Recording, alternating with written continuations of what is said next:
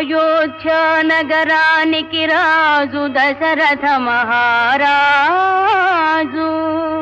ఆ రాజుకు రాణులు మూవురు, కౌసల్య, సుమిత్ర, కైకేయి. నోము ఫలములై వారికి కలిగిరి కుమారులు నల్వురు. రామ లక్ష్మణ భరత శత్రుఘ్నులు.